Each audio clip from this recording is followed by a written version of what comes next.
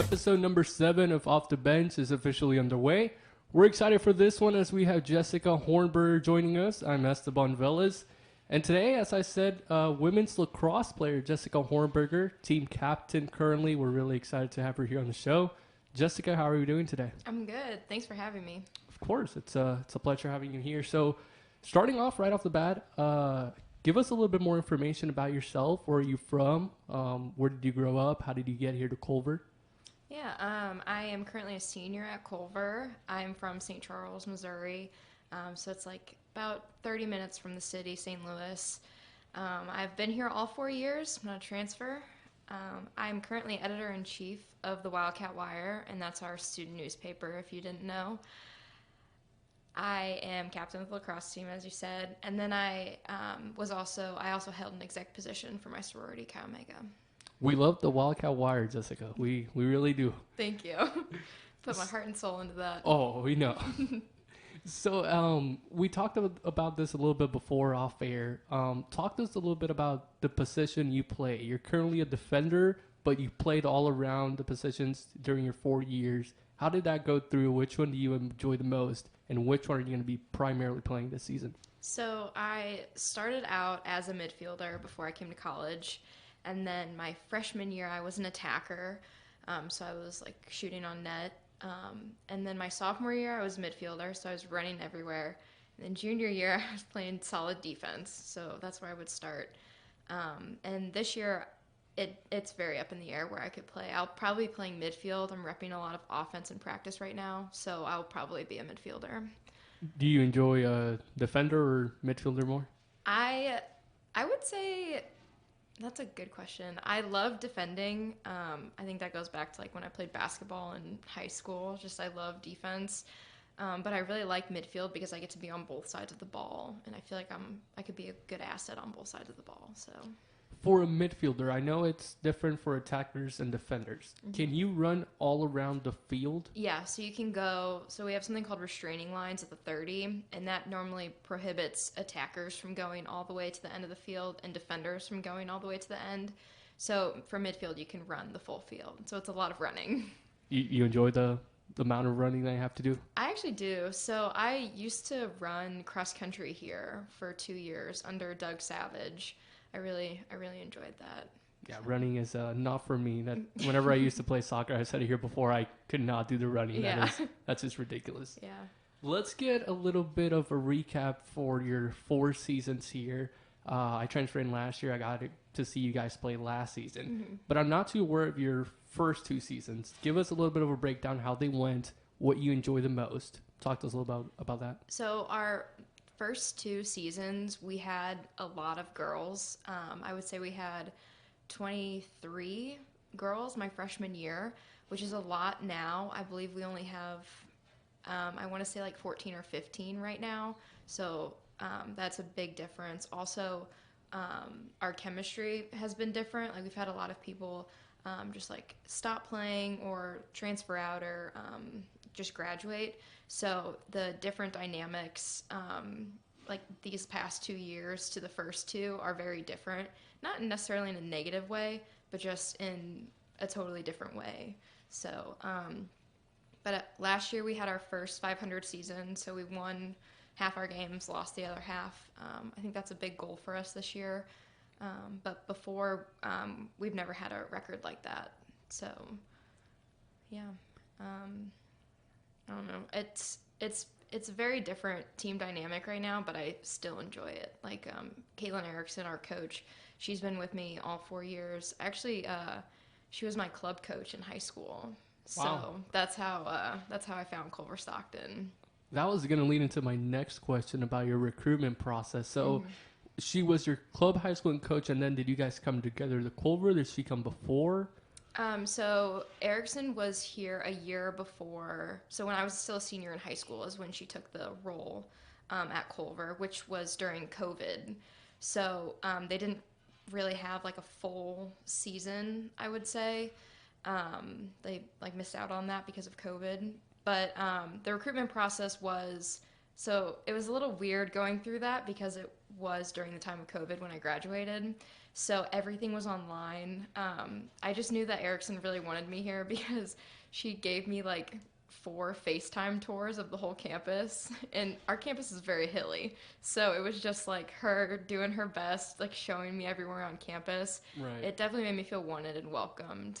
But yeah, I met Erickson. I would say probably my sophomore or junior year of high school. So I've known her a long time, and she's a great coach. That's a great story. It's a good team chemistry there between you guys. Good player to coach relationship. Mm-hmm. You mentioned you guys have about 14 to 15 players.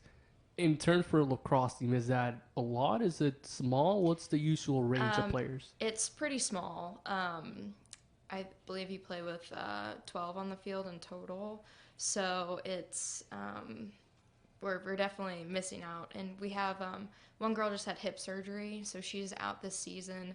And then we have a couple other underlying injuries, mainly like knees and hips. So we'll be lucky if we start with a full set.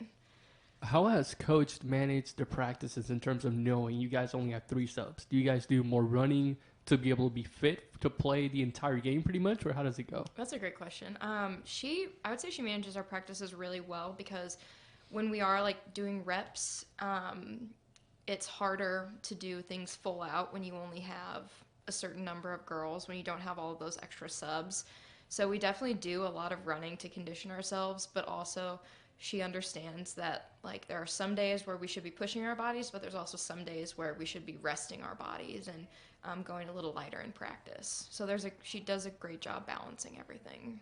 Going a little bit about 4 years back, whenever you were still in high school and making that transition to coming here to Culver Stockton to play, that first year here in college, what did you notice was the major difference between the college level and the high school level in terms of lacrosse? I would say the rules. So every year, they're trying to make the game of women's lacrosse faster. So they're constantly changing the rules.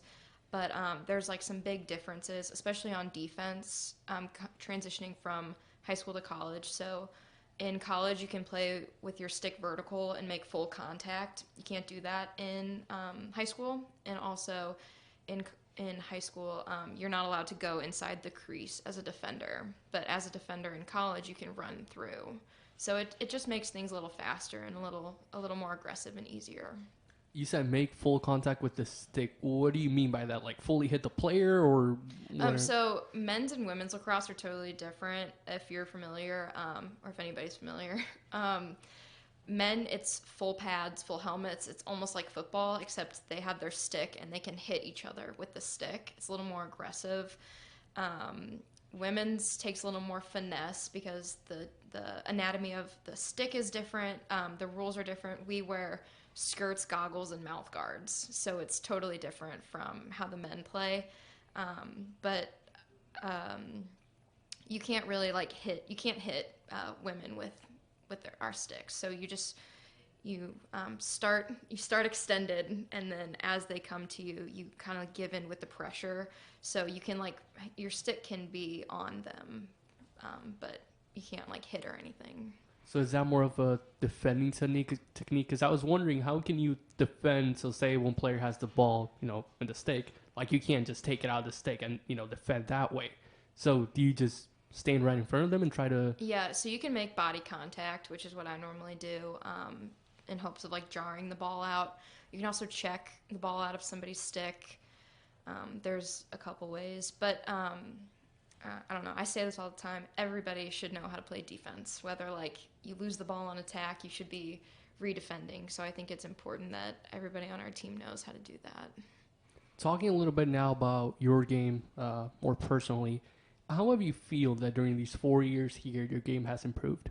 Oh, I would say I have definitely improved. I went from being a player who might catch the ball to being the player who can almost always catch the ball under pressure. I can use both my hands now. I can shoot with both my hands. I've definitely become a more aggressive player on defense, which is a big part that I enjoy. Like, I think scoring a goal is just as satisfying as taking the ball from somebody. In college so far, with the team or personally when it comes to lacrosse, what has been the most difficult challenge you faced? Good question. I would say, like physically, I've had 2 concussions, and I did not sit out when I had those concussions, so I had post-concussive syndrome both times, and that was challenging because I not only was I out of play, but I was dealing with like headaches and forgetfulness and stuff like that, so that was hard. Um, I would say just like injuries, and then also you have to be very mentally tough to play any sport at the college level. So like definitely from freshman year to now, I've gained a lot of mental toughness and learned how to communicate with my teammates better. Yeah, the mental toughness part is key. We know, going on the road, coming back here at 2, 3, 1 a.m., and then going to class at 8 a.m. the next day, doing that for a whole semester. It gets tiring, Yeah. mentally especially.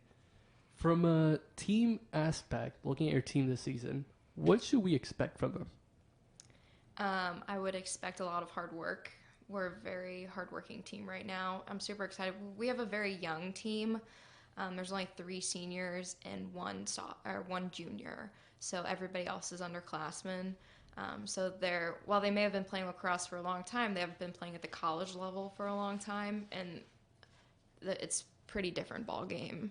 So, but I would expect a lot of hard work and grit and just strength. Like we're constantly pushing in the weight room. We're constantly pushing at practice. So I would say like we're going to be a very different looking team from our first game to our last. Are we to expect a pretty gritty, performance from the team as well when it comes to playing? Yeah, I would say so. Our first couple games that we have, the teams we're playing are pretty evenly matched to us. So I think how those games play out, that will determine what kind of season we're going to have. You mentioned earlier you guys played for 500 last season. Mm-hmm. There are, I'm not sure the exact number. I know it's a few teams in your conference right now. How do playoffs work? How many teams get in? Where do they go? Just give us a little rundown of that. Okay, so I don't want to misspeak, but I'm pretty sure it starts where 8 teams go in, and then those guys get knocked out. We've made it to our conference semifinals last year, I believe. I'm pretty sure it was last year, and I think we played Benedictine. So they're a nationally ranked team. Benedictine is national champions of 22, I'm pretty sure. So they we did not win that game, but yeah, I think like as far as playoff wise, it starts with 8 teams. Those guys get knocked out. There's another round. Those guys get knocked out, and then it's just 2 teams for the finals. And you said you guys were able to make playoffs last season? Mm-hmm. Yeah, we were. So it was an away game at Benedictine? Yeah, it was away at Benedictine. So a tough opponent for the first round. Oh, yeah. We got knocked out, so. Do you know when you guys face them this season? Benedictine? I do not. I think it's an away game, though. Okay.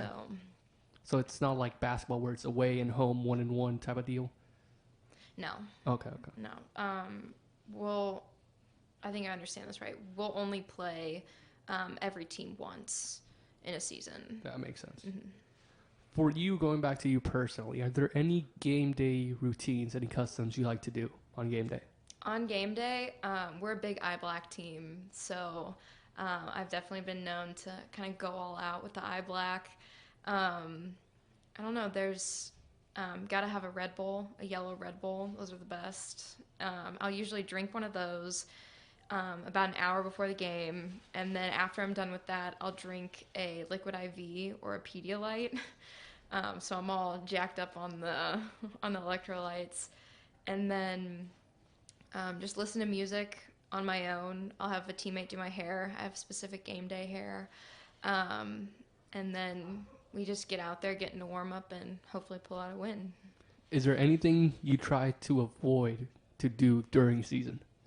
During season? Good question. Honestly, this is probably not the answer that I should be giving, but my life doesn't really change that much from practice to season. It's just I'm just on the road more with the team or like hanging out with the team more. But I would say my lifestyle doesn't change that much. Everything stays pretty standard. Yeah, pretty much. For you guys, in terms of practices, how do you go about practices, especially last month when we saw a lot of snow on the field? Thankfully, the weather's better than now. But did you guys get to train indoor? Was it everyday training sessions, AM, PM? Talk to us a little bit about that. Yeah, so especially when there's snow on the ground, it's harder to get practice times. So we go inside in Harrington, and we'll split that with lacrosse, track and field, baseball, and softball. So there's a lot of people who want times for that. I believe the baseball coach is in charge of who, like the time slots for indoors. So there are some days that we're slotted for in the morning. There are some days that we're slotted for like 7 to 9 at night. So it just depends on the day. We could be going very early or very late. But our coach has done a pretty good job. Like, I know in the past our team has had troubles with burnout. So this year, even during season, we get Tuesdays and Sundays off for the most part. So that's a good measure she's taking.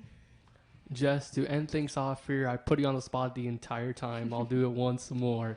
Is there a message you want to send out to your girls, to your team ahead of the season right now?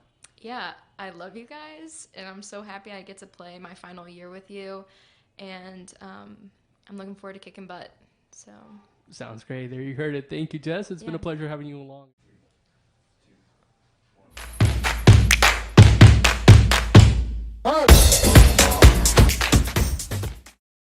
Anna Mueller, a freshman from Culver Stockton College, joins us here today as we welcome you all back, everyone.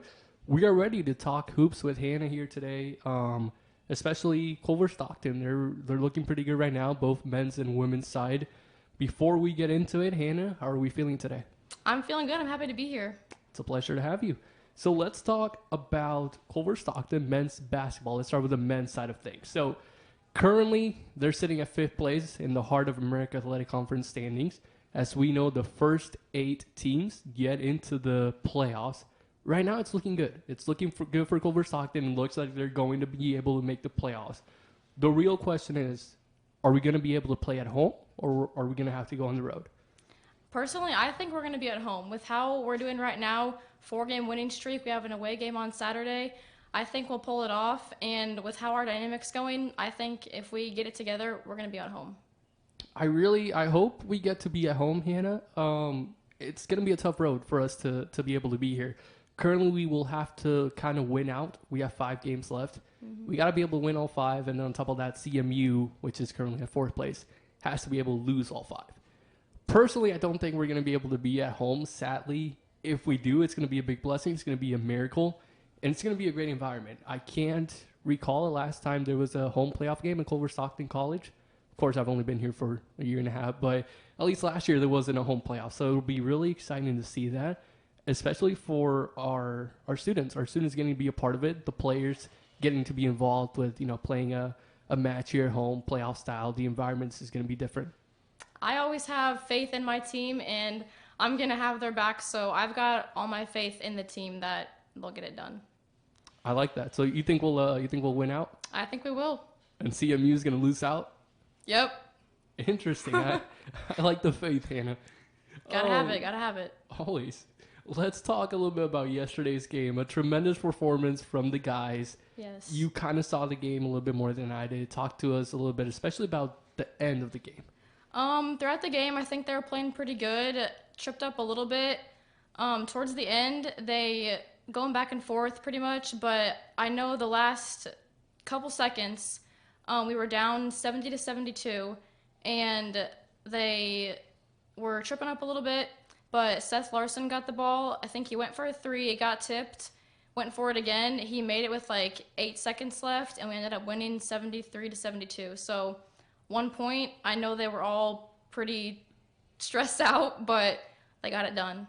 Unbelievable performance yesterday from the junior Seth Larson. He finished bringing that game 21 points, 18 of them in the second half. So he had a slow start to the game.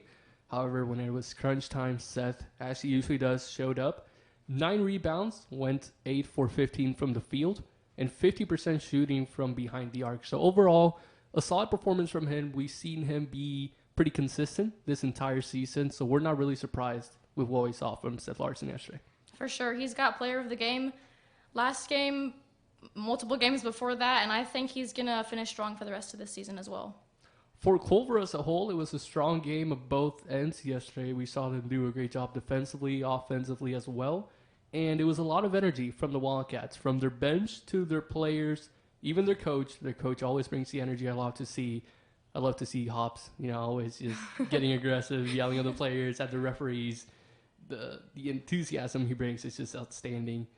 And this season as a whole, it's been a lot of consistency from the Wildcats, from the men's side especially. They kind of started off slow. They had a slump in where they couldn't really win too many road games at the beginning. But now, as we saw yesterday and we've seen this entire month, they kind of picked it up. They found their footing. They found themselves with the right strategy with the new coach. They've been getting adapted pretty quickly, and it's fair to say they're on the right track right now. I think so too, especially having all these home games and having the home crowd there to back them up. They get that adrenaline, that enthusiasm, and that takes them on the road. And having the new coach, adapting to his style, the team meshing together, all of that will help them on the road especially. But I think it's really when they're home and they get that win, going from that onto the road, they have that enthusiasm, and that's what gets them the win for sure. You talked about the enthusiasm they get playing here at home. Hannah, if you were a college athlete right now, what do you prefer? Playing at home in front of your fan base and, just, getting a lot of cheers for you, or going on the road and silencing a crowd and just proving yourself to another school? Oh gosh, I'm too indecisive. Winning like they did last night, blowing out that team, making them feel like that at the end, that'd be awesome. But I feel like there's nothing better than being at home with your home crowd, your friends or family, winning at home on your home court, not letting the other team show you up. I think winning at home has to be the best. I'm going on a little bit of a tantrum here, but did you play any sports in high school? I was a cheerleader all throughout high school. I was on varsity for 3 of those years. I ran cross country in grade school, 6th or 8th grade, but I wanted to do cheer in high school. So I watched a lot of football, a lot of basketball, soccer. So that makes sense. Perfect. So going back to the topic here, Culver Sock, the men's basketball. With the new coach, as we said, last season with their former coach, they weren't able to make playoffs. They weren't even close to it. They finished, I believe, second to last, if I'm not mistaken. And in the preseason poll for this season, they were picked to finish last. They've proven everyone wrong so far. And with the new coach, Dorian Hobbs, what does this mean for their program, not just this year, but going forward in the next couple seasons? I mean, I think they're 5th right now. That going from last year's record to now and having the new coach, coming in, you're going to have questions about how it's going to go, working together. But I think with how they're doing right now and the momentum bouncing off of that, I think it's going to be really good, because getting 5th right now after that win, I think it's going to help them a lot. Taking a look at their remaining games, they have 5 games left, as we mentioned. 4 of those games, if I'm being honest, we should win. One of them is going to be really tough. It's against the second-place team. Mm-hmm. We can still win it. There's no doubt about it. But 4 of them should be no doubters. Their first game coming up will be this Saturday against Grandview. They've already beat them on December 9th here at home, 65-63. After that, on Wednesday, we'll be back home here against Mount Mercy. Then we got Baker. That's Saturday back here at home. We lost to them on the road January 6th, 71-63. I'll get into the other 2 in a bit, but from those 3 games, we have Grandview, Mount Mercy, and Baker. 2 of them at home. Which ones are you most excited about? Probably Grandview, maybe. I don't know. I'm bad at making decisions. I feel like probably that one. Grandview should be a good one, especially because we already beat them by 2 points. Yeah. And it was here at home. It's going to be exciting to see how we're going to do on the road. If you only beat a team by 2 points at home, it's going to be challenging on the road, especially a good team as is Grandview. For the last 2 games, it'll be Graceland. We'll be on the road for that. The 21st, we lost to them by 13 on December 6th here at home. Graceland, a really good team. And the last game, closing out the season, will be Park on the 24th. We beat them by 5 on January 29th here at home. So it's not the easiest of schedule for the guys, but definitely a very winnable one. At least 3 or 4 that they win, and they solidify themselves in the conference playoffs. So I'm really excited to see what the future holds for them this season and in the upcoming ones. I'm excited to see a playoff game. Hopefully we get our crew to call the game on the road. We might be sending a couple of guys over there. That'd be really exciting, a pretty nice experience. Let's see if Director Iwell, if you're listening to this, let's see if you give us permission. We really hope so. So yeah, it'll be really exciting to see if we can make that possible. But now, taking a look at the ladies for Culver Stockton College. Yesterday, they had a game, a really good game.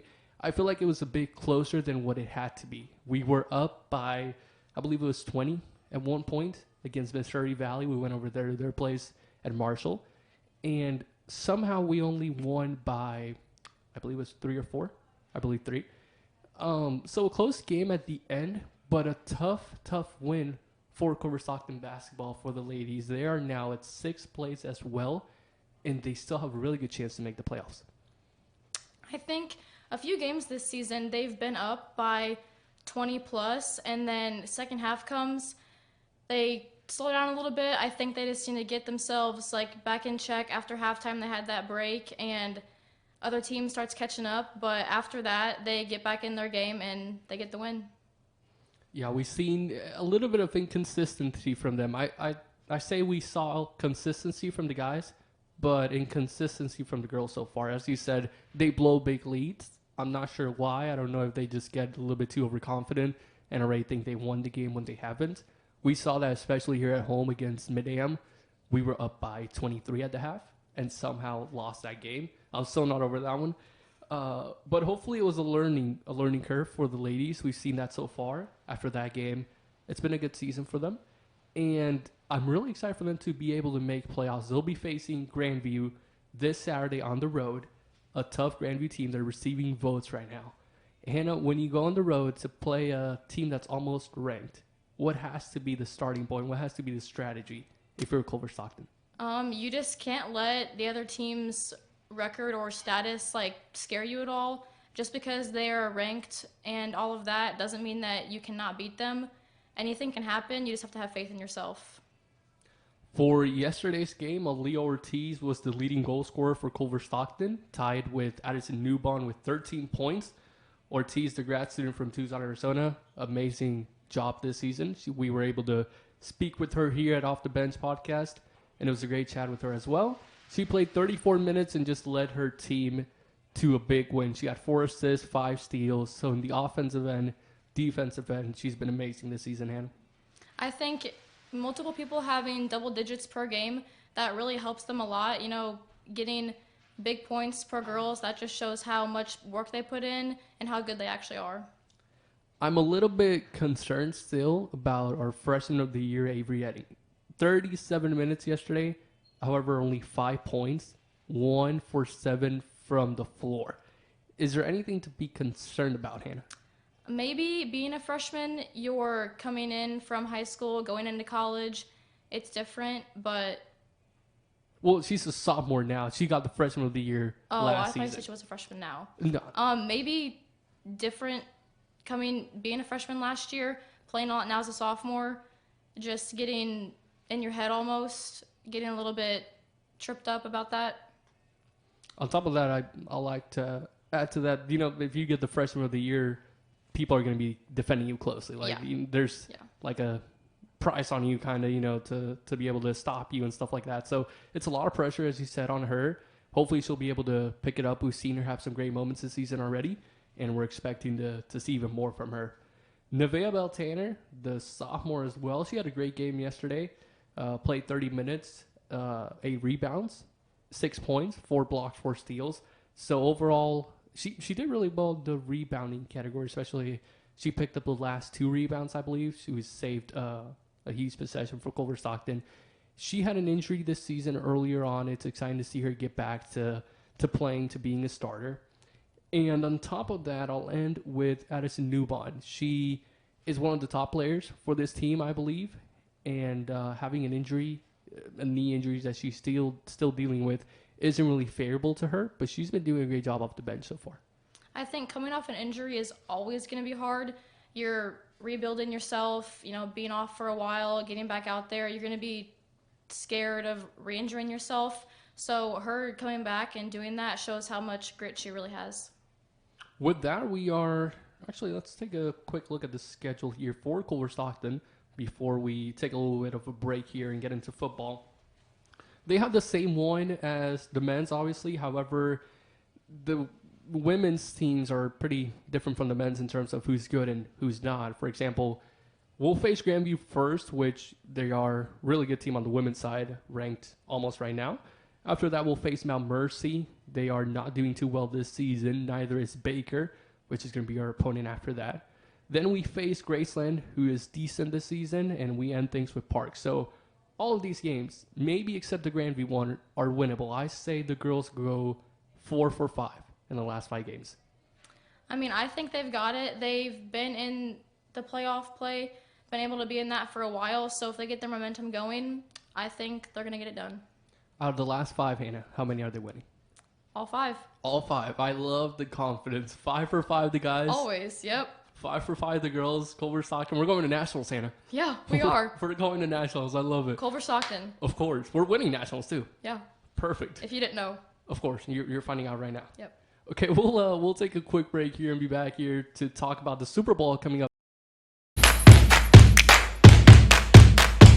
Welcome back, everyone, as we get to start talking about Super Bowl 58 right now. It'll be taking place in Las Vegas this upcoming Sunday, February 11th. We're really excited for that one.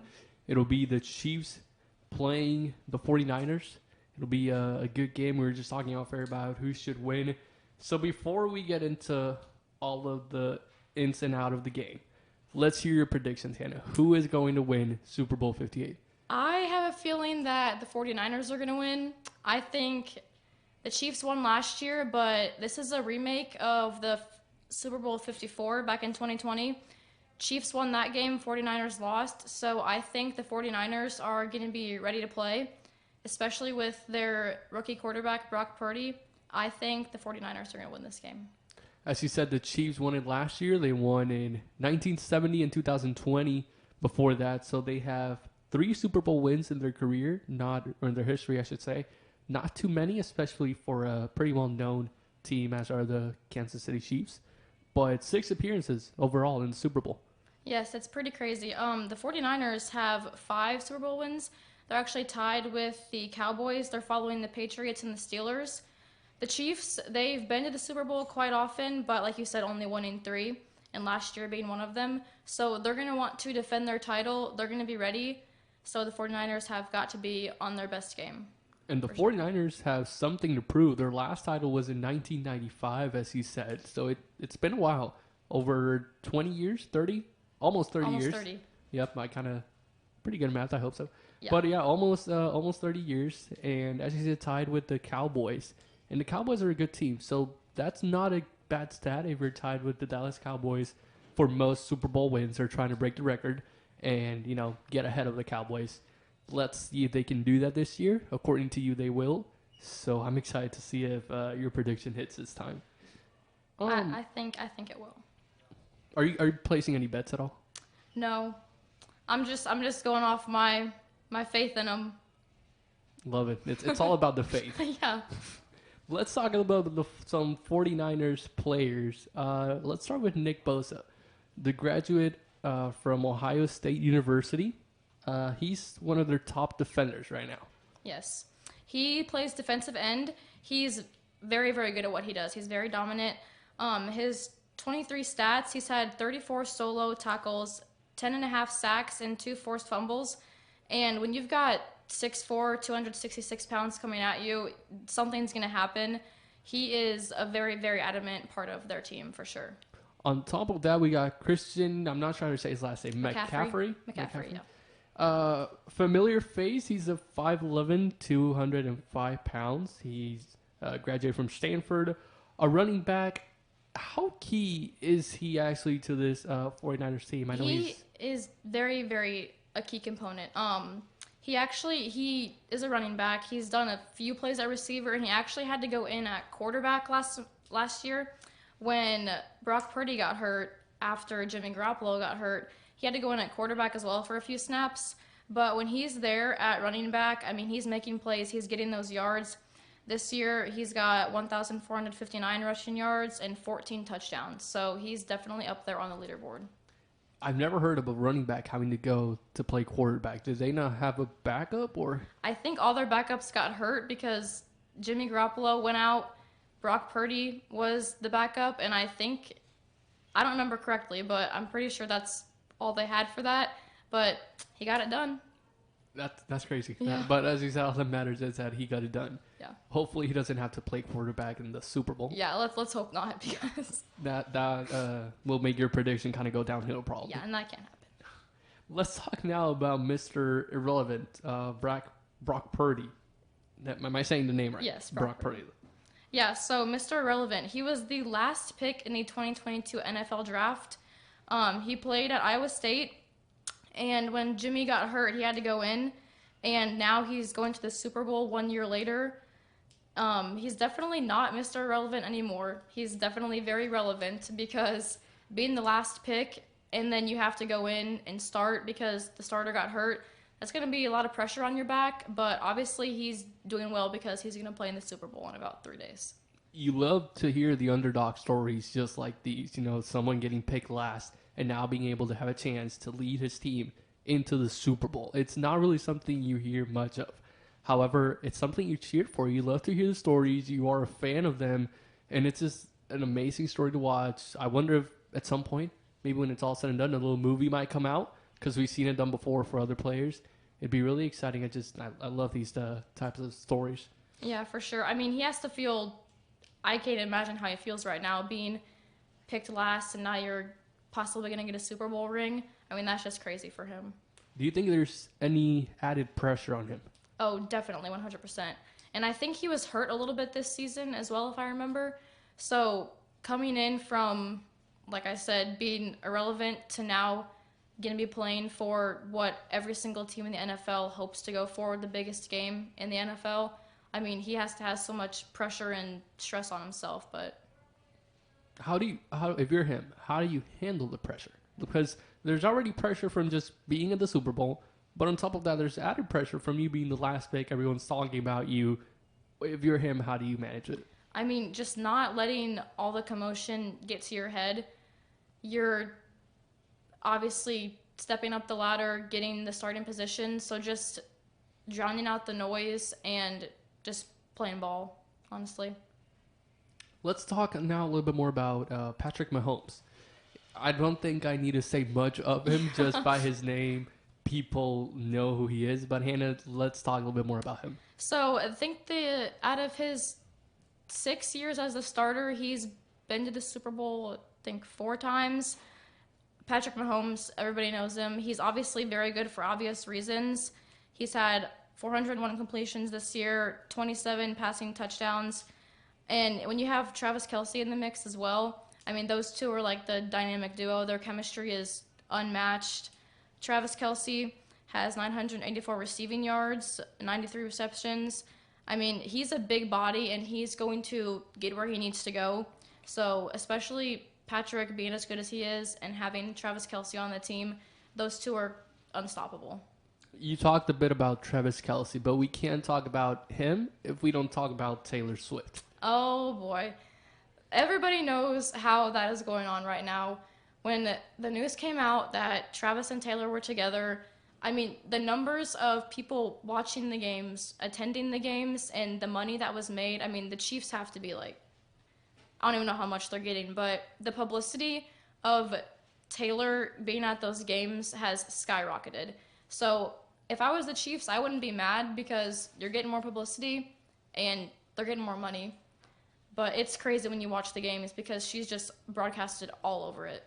I've seen the TikToks just making fun of them, of the producers and stuff like that. And let's say there's a touchdown going on, they're just focusing on, Taylor. Exactly. Which I don't really mind too much Maybe because I'm not a fan of football, but for real fans, I'm sure it can get annoying. I know that when my dad and I are watching football, it gets quite annoying when every 2 seconds the camera's going up to the press box. And she's not trying to do it. It's not her fault. But just stick to the football. She can show us at the end or something. And maybe not even at the end. The producers just have to do better with that. Yeah.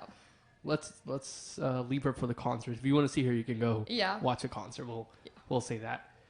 Looking a little bit ahead, Super Bowl 54 back in 2020, the Chiefs won it 31-20. This fact could bring some fire into the mix, as you mentioned earlier, because it's a remake of the game. Exactly. The Chiefs are the defending champions, so they're going to have the will to want to win again. But with the 49ers losing to them in the past, they're going to want their revenge for that. So this game could get a little chippy. They could fight a little bit. I don't know if it's bad blood, but definitely having them played each other and the 49ers losing, and on top of the Chiefs being the defending champions, this game's going to be a good one to watch for sure. You said the 49ers are winning. Let's hear a final score. Gosh, I want to say maybe 28-21 or 38-20. I don't know. Something like that. Yeah. I think it's going to be somewhere in the 20s or 30s. I don't think it's going to be much lower than that because both teams have good quarterbacks. Both teams have good defense. I think it's going to be pretty close. It's going to be close. A one-possession game at the end? Yeah, I think it's not going to be one team blowing out the other. I think this game could honestly go either way, but I think I have the 49ers winning it. Is Travis Kelce getting a touchdown? I think multiple. I think we're going to see a lot of celebrations from him, a lot of Taylor. Yep. Yeah, I think he's going to throw the ball down, throw it up a couple times. I think he's going to have at least 2. Yeah, I can see that. I'm all for it. I'm excited to watch this game coming up on Sunday. So, Hannah, it's been a pleasure getting to talk basketball here at Culver as well as football, most specifically the Super Bowl with you. Thanks so much for joining us. It's been a pleasure having you, and we look forward to watching the Super Bowl on Sunday. Yes, for sure. Thank you. Of course. Thank you, guys. Since another episode of Off the Bench.